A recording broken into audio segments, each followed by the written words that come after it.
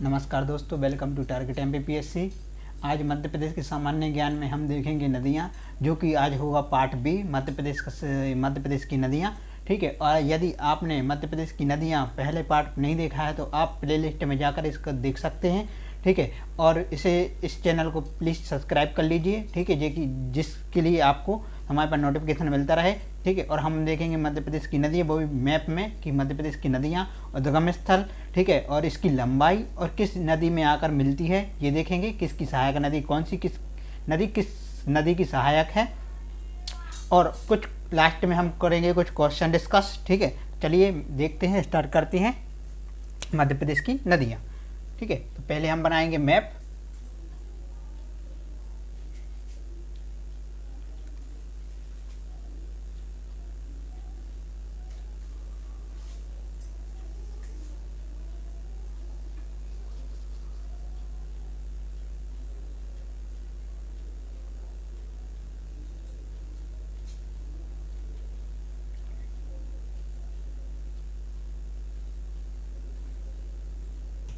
ये हमारा मध्य प्रदेश का प्यारा सा मैप।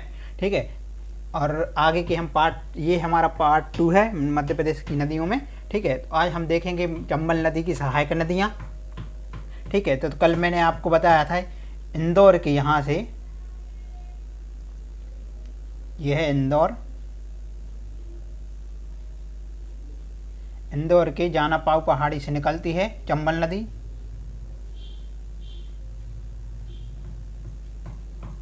जानापाव की पहाड़ी से निकलती है चंबल नदी, और यहाँ से मंदसौर से होती हुई इस तरीके से ये शिवपुरी, मुरैना और भिंड से होकर निकलती है। ठीक है, यहाँ सीमा बनाती है मध्य प्रदेश की। यहाँ से आती है, ये है हमारी यमुना नदी।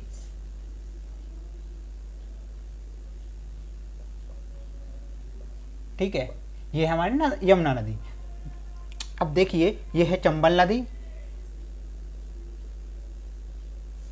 मैंने आपको कल ये बताया था, चंबल नदी की लंबाई बताई थी, उद्गम स्थल ही बताया था।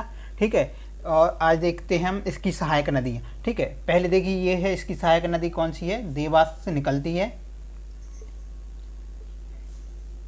देवास से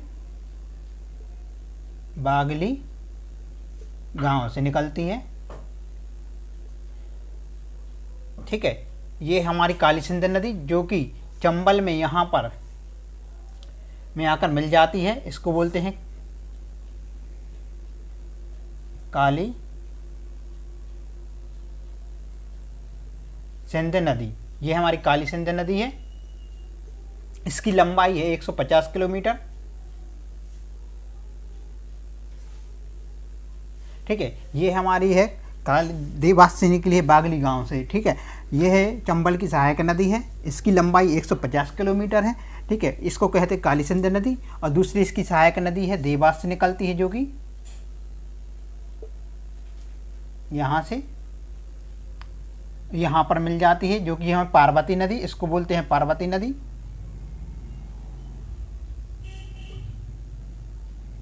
यह है पार्वती नदी। ठीक है, जो कि देवास से निकलती है और चंबल में आकर मिल जाती है। ठीक है, अब देखते हैं, यहाँ पर विदिशा है। मैंने आपको जिले पढ़ाए थे जब मध्य प्रदेश के, तो आपको एक एक जिले मैंने मैप में बनाकर बताए थे कि कौन सा जिला कहाँ पर है, किस संभाग के अंतर्गत आता है। ठीक है, तो यहाँ पर विदिशा है। ठीक है, यहाँ पर विदिशा है। विदिशा के यहाँ से निकलती है कौन सी नदी, सिंध नदी। ठीक है, मैं बता रहा हूँ, यहाँ से निकलती है। उद्गमित कहाँ से होती है, ये होती है सिरोंज तहसील से। सिरोंज तहसील। ठीक है, ये है सिरोंज तहसील। यहाँ से होती है, ये शिवपुरी से होती हुई ये चंबल में आकर यहाँ पर मिल जाती है। ठीक है, ये है कौन सी नदी, सिंध नदी।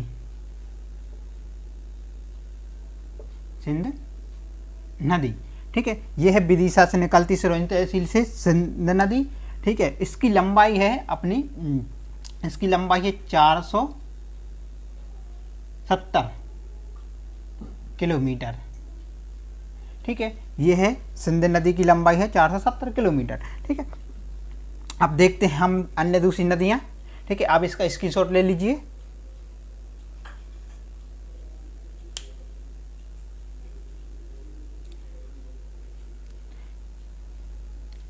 चलिए, तो आपने स्क्रीनशॉट ले लिया होगा।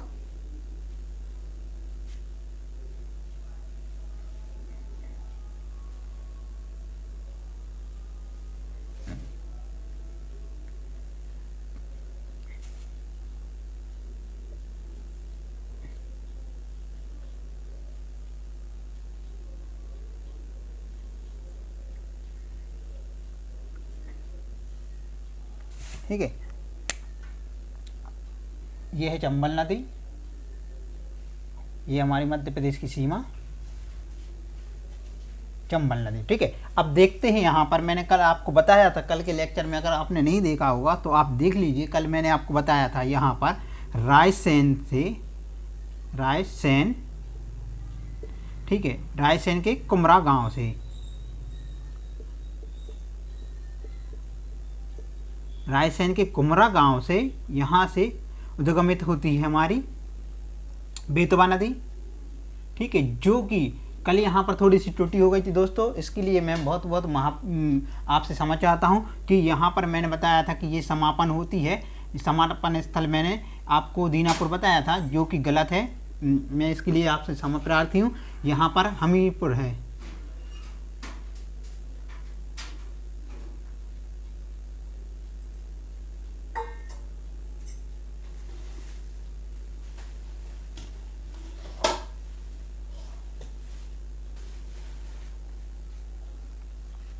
ठीक है, ये है हमीरपुर, हमीरपुर है, सॉरी, हमीरपुर, हाँ ये हमीरपुर है। ठीक है, ये है हमीरपुर, ये यमुना की सहायक नदी है, जो कि बेतवा नदी है। ये बेतवा नदी है, मैंने इसको आपको बताई थी, इसको बेत्रवती भी कहते हैं। ठीक है, इसको अन्य एक और नाम से जाना जाता है, इसको बोलते हैं शिवपुत्री। इसको अन्य एक और नाम से जाना जाता है, शिवपुत्री के नाम से जाना जाता है दोस्तों। और इसको मैंने आपको मैंने बताया था कि ओरछा यहाँ पर इसके इस नदी के किनारे यहाँ पर बसा हुआ है। कल मैंने आपको बताया था ओरछा इसी नदी के किनारे बसा हुआ है। ठीक है, अब इसके बाद इसको बुंदेलखंड की जीवन रेखा भी कहा जाता है। ठीक है, इसको क्या कहा जाता है? बुंदेलखंड की जीवन रेखा।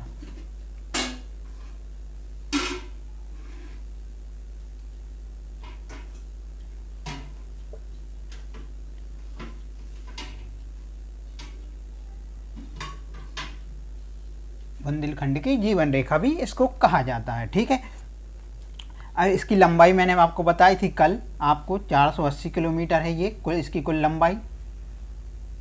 ठीक है, आप देख सकते हैं इसको। अब इसके बाद आती है अपनी यहाँ पर पन्ना जिला है, मैंने आपको बताया था पन्ना जिला। पन्ना जिले के यहाँ से कि नदी उद्गमित ये होती है उद्गमित यहाँ से कैमूर की पहाड़ी से,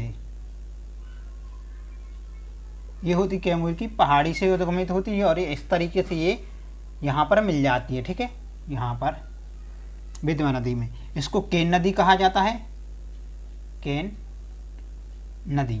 ठीक है, यह है केन नदी, पन्ना की कैमूर पहाड़ी से उद्गमित होती है ये।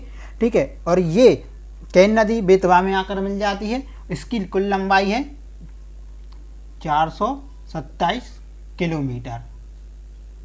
ठीक है, केन नदी की 427 किलोमीटर की कुल लंबाई है। ये इसकी सहायक नदी है, यहाँ पर आकर मिल जाती है। ठीक है, आप इसका स्क्रीनशॉट ले लीजिए, फिर अन्य नदियाँ भी देखते हैं हम।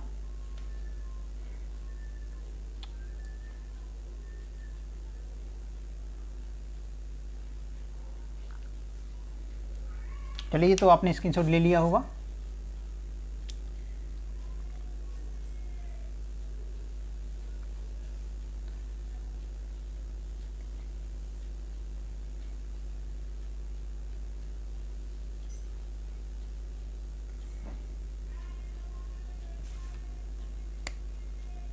देखिए, ये है हमारा मध्य प्रदेश। ठीक है, अब देखिए यहाँ पर मैंने आपको बताया था वर्धा नदी जो वर्धन शिखर से निकलती है बैतूल से, यह है बैतूल, ठीक है, यह है वर्धन शिखर, यहाँ पर, सॉरी यहाँ पर लिख दे रहा हूँ,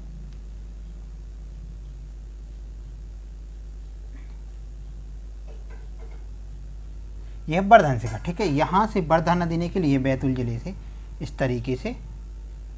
और मैंने आपको कल ये बताया था, कल मैंने, अगर आपने नहीं देखा है तो प्लीज़ पहले वाला लेक्चर जरूर देखें नदियों का, बहुत ही ज़्यादा इम्पोर्टेंट है।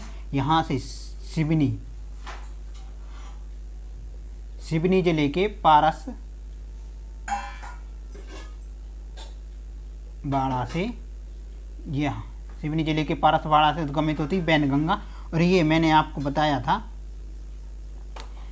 यहाँ पर दोनों, ये वर्धा नदी, इसकी लंबाई है कुल 525 किलोमीटर, ठीक है, ये इसकी लंबाई है कुल 525 किलोमीटर। इसकी मैंने बताई थी आपको 580 किलोमीटर। दोस्तों कहीं कहीं इस बुक की 570 किलोमीटर भी मिलती है इसकी लंबाई, ठीक है, आप माइंड मत कीजिएगा। हिंदी ग्रंथ, मध्य प्रदेश के हिंदी ग्रंथ में इसको 580 किलोमीटर बताया गया है, ठीक है। ग्राउंड फिगर में कहा जाता है कि 580 किलोमीटर है, ठीक है, तो ऊपर नीचे हो सकता है थोड़ा, ठीक है, 10 किलोमीटर के अंतर्गत वो थोड़ा बहुत फर्क पड़ सकता है, लेकिन ये एग्जैक्टेड तो इसका नहीं बताया गया, लेकिन 580 किलोमीटर लगभग बुकों में मिलता है, ठीक है। इसको प्राणहिता कहा जाता है जब ये गंगा नदी, इसको वैनगंगा नदी कहा जाता है कि लंबा 580 किलोमीटर में है, ठीक है। इसको प्राणहिता कहा जाता है जहाँ पर ये मिलती हैं, ये प्राणहिता, ठीक है, ये महाराष्ट्र में आकर मिलती हैं दोनों। फिर यहाँ से संयुक्त रूप से फिर इसी तरीके से बहती हुई ये अपनी गोदावरी नदी में मिल जाती है, ठीक है। इसकी अब एक और है इसकी सहायक नदी जो छिंदवाड़ा से निकलती है, छिंदवाड़ा के जुन्नार देव पहाड़ी, छिंदवाड़ा के जुन्नार देव से पहाड़ी से निकलती है और यहीं पर सिवनी में, यहाँ पर सिवनी में ही मिल जाती है। कौन सी नदी ही? ये पेंच नदी है, ठीक है, ये पेंच नदी है, ठीक है, देख लीजिए। अब यहाँ से स्टार्ट करते, देखिए वर्धन शिखर से मैंने आपको बताया था वर्धा नदी निकलती है वर्धन शिखर से, ठीक है। इसकी कुल लंबाई है मैंने कल नहीं बताई थी, लेकिन आज मैं बता रहा हूँ कि 525 किलोमीटर है इसकी, वर्धा नदी की कुल लंबाई 525 किलोमीटर है। और यहाँ से मैंने बताया था आपको, यहाँ से आपको मैंने बताया था सिवनी के पारसवाड़ा से निकलती है वैनगंगा नदी, ठीक है, यहाँ पर वैनगंगा नदी निकली है और यहाँ पर 580 किलोमीटर है इसकी लंबाई कुल। और यहाँ पर वर्धा नदी और वैनगंगा नदी को, यहाँ के संगम को कहते हैं प्राणहिता, ठीक है। और इसको वैनगंगा को यहाँ पर लिख दे हूँ, ठीक है, देखिए यहाँ पर लिख दे रहा हूँ,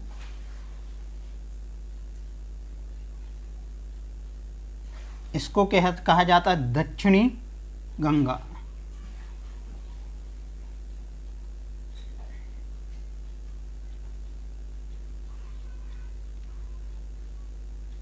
दक्षिण मुखी नदी बोला जाता है,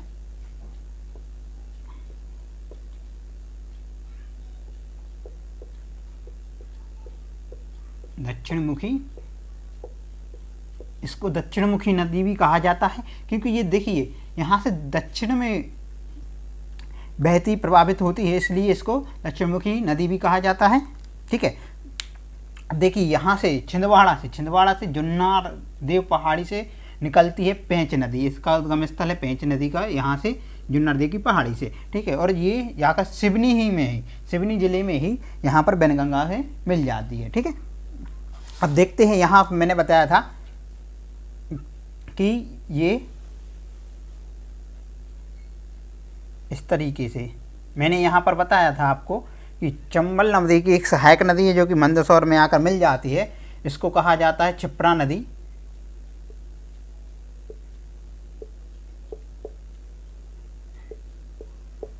ठीक है, इसको क्षिप्रा नदी कहा जाता है जो कि इंदौर ही के काकरीबड़ी से निकलती है,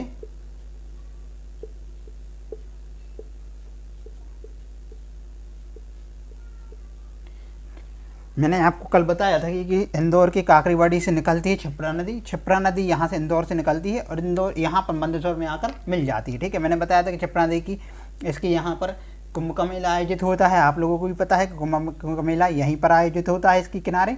ठीक है, और इस देखिए अब कुछ क्वेश्चन डिस्कस करते हैं जो कि बहुत ज़्यादा इम्पोर्टेंट है। ठीक है, मैंने यहाँ पर बताया था कि रायसेन कुमरा गांव से निकलती है,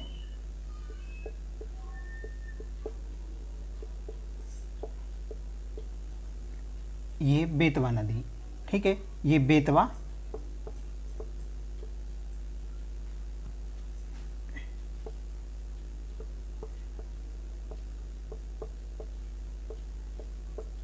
नदी। ठीक है, अब देखिए क्वेश्चन किस तरीके से बनते हैं। क्वेश्चन को हम डिस्कस करते हैं कि देखिए इसके छिप्रा नदी में मालवा की गंगा किस नदी को कहा जाता है। ठीक है, तो देखो मालवा की गंगा कहा जाता है छिप्रा नदी को। ठीक है, और अगर मध्य प्रदेश की गंगा कहा जाए प्रदूषण के आप सबसे ज़्यादा प्रदूषित नदी है जो कि बेतवा नदी है, इसको कहा जाता है मध्य प्रदेश की गंगा। ठीक है, देखो बेतवा नदी को कहा जाता है मध्य प्रदेश की गंगा, मध्य प्रदेश की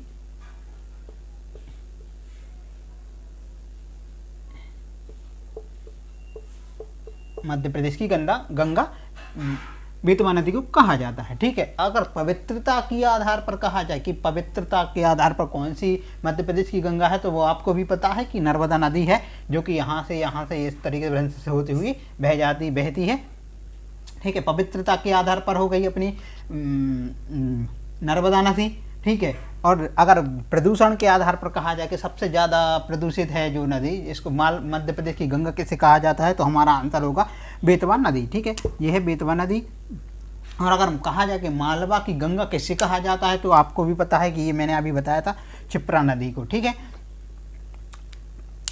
और अब हम दोस्तों देखेंगे नेक्स्ट लेक्चर में हम देखेंगे इसकी जलप्रपात। ठीक है, हमारा नेक्स्ट टॉपिक होगा दोस्तों, आप स्क्रीनशॉट ले लीजिए। हमारा नेक्स्ट टॉपिक होगा जो कि हमारा होगा इन नदियों में बने हुए जलप्रपात। ठीक है, उसके बाद हम देखेंगे परियोजना मध्य प्रदेश की सामान्य ज्ञान में। इसी तरह से हम दोस्तों मध्य प्रदेश के सामान्य ज्ञान में इसी तरीके से हम मैप द्वारा देखेंगे, मानचित्र द्वारा देखेंगे कि मध्य प्रदेश के सामान्य ज्ञान में किस तरीके से हम इस चीज़ों को याद रख सकते हैं। ठीक है, इसको रटने की कोई भी आवश्यकता नहीं है। मैंने शुरुआत से ही मैं अभी तक बोलते आ रहा हूँ कि आपको अधिकतम जितना हो सके उतना प्रयास करना है मैप में। ठीक है, मैप ही द्वारा आपको सब चीज़ें करनी है और मैप के द्वारा आप चीज़ों को याद रखिए। इसको रटने की कोई आवश्यकता नहीं है, थ्योरी द्वारा किसी चीज़ की आवश्यकता नहीं है आप रटने की। ठीक है, आप इसका स्क्रीनशॉट ले लिया होगा आपने। और नेक्स्ट टॉपिक हमारा होगा मध्य प्रदेश की जलप्रपात, उसके बाद हम देखेंगे मध्य प्रदेश की नदी परियोजनाएं। ठीक है दोस्तों, बहुत बहुत धन्यवाद आप लोगों का जुड़ने के लिए। Thank you for watching. मिलते हैं नेक्स्ट लेक्चर में। धन्यवाद सर।